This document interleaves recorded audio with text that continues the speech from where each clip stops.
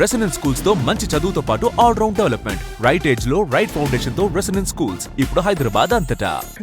నమస్తే. తెలంగాణలో జిల్లాల జోలికొస్తే అగ్గి రాజేస్తామంటూ బీఆర్ఎస్ వర్కింగ్ ప్రెసిడెంట్ కేటీఆర్ గారు రాష్ట్ర ప్రభుత్వాన్ని హెచ్చరించారు. అంశానికి సంబంధించిన ప్రధాన వార్త మనకు కనిపిస్తూ ఉంది.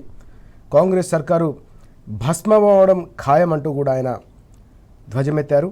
జిల్లాలు రద్దు చేస్తే చూస్తూ ఊరుకుందామంటూ సూటిగా తెలంగాణ ప్రజలను ఆయన ప్రశ్నించారు. మహబూబ్ నగర్ బీఆర్ఎస్ సభలో నిన్న నిప్పులు చెరిగారు. రాష్ట్ర సర్కారు పైన కాంగ్రెస్ అనుసరిస్తున్న ప్రజా వ్యతిరేక విధానాలతో పాటు దేశంలోనే అతిపెద్ద పరిపాలనా సంస్కరణలు తీసుకొచ్చిన తెలంగాణ రాష్ట్రంలో వ్యవస్థను పూర్తిగా విధ్వంసం చేస్తున్నారని కూడా మండిపడ్డారు కేటీఆర్ గారు. పరిపాలనా సౌలభ్యం కోసం తెలంగాణ ప్రజల గడపకు పరిపాలనను తీసుకెళ్లాలన్న ఆలోచన, సమున్నతమైన సంకల్పంతో చేపట్టిన జిల్లాల పునర్విభజనను ఈ రకంగా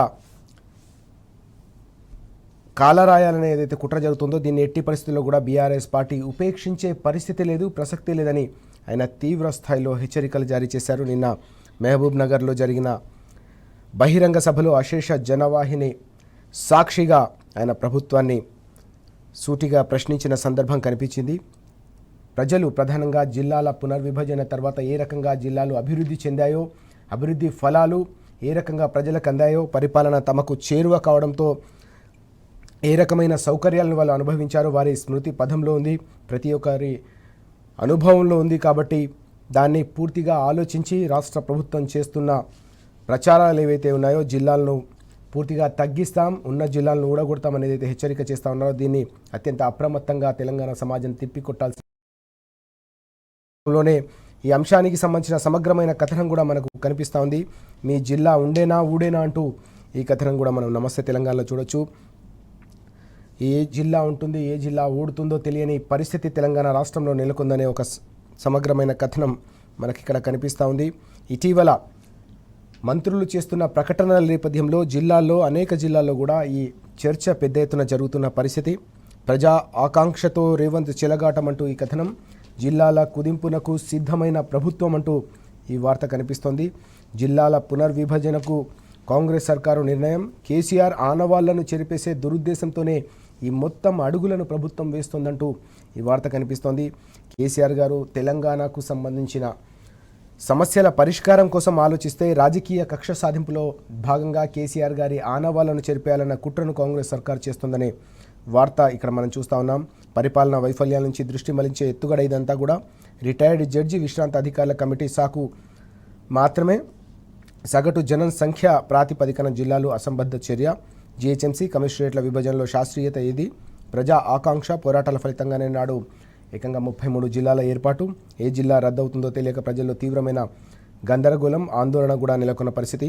కొత్త జిల్లాలను ఏర్పాటు చేయడమే కాదు, జిల్లాలకు సంబంధించిన కలెక్టర్ కార్యాలయాలు, ఎస్పీ కార్యాలయాలు, దీంతో పాటుగా జిల్లాకు ఉండాల్సిన సమగ్రమైన స్వరూపాన్ని, ప్రభుత్వ వ్యవస్థను ఏర్పాటు చేసి 10 ఏళ్ళు ప్రగతి ప్రస్థానం కొనసాగించిన తర్వాత ఇప్పుడు జిల్లాలను ఊడగొట్టడం అంటే ఇది పూర్తిగా తిరోగమన విధానమే, తెలంగాణను మళ్ళీ వెనక్కి తీసుకెళ్లడమే, పాత కష్టాలకు పాత రోజులకు తీసుకెళ్లే కుట్రలో భాగంగానే ఇదంతా జరుగుతుందనే సమగ్రమైన కథనం మనం చూస్తూ ఉన్నాం.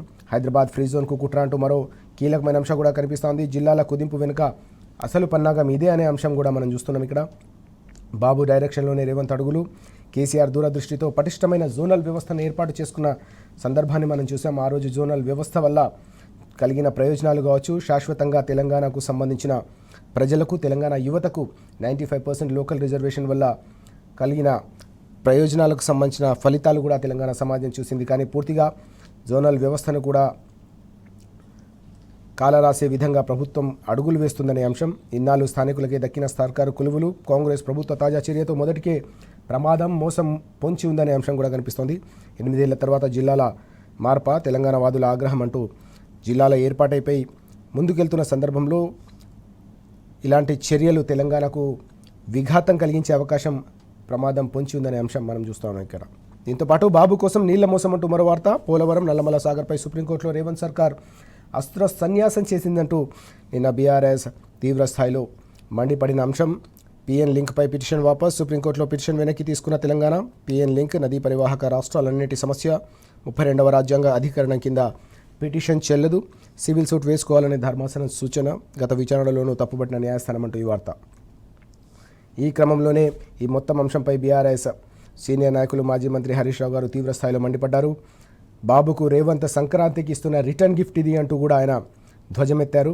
రాష్ట్రానికి ఒక చారిత్రక ద్రోహం చేస్తూ ఉన్నారు ముఖ్యమంత్రి అంటూ కూడా ఆయన ధ్వజమెత్తిన అంశం కనిపిస్తూ ఉంది. రాష్ట్రానికి చారిత్రక ద్రోహం చేసి జల హక్కులను కాలరాస్తూ ఉన్నారు, జల హక్కులకు మరణ శాసనం రాస్తూ ఉన్నారని హరీష్ రావు గారు మండిపడిన అంశం మనం చూస్తున్నాం. ఇక్కడ పిఎన్ లింక్కు ప్రభుత్వం పూర్తి సహకారం అందిస్తోంది. విచారణ అర్హత లేని పిటిషన్ వేయడమే ఇందుకు నిదర్శనం.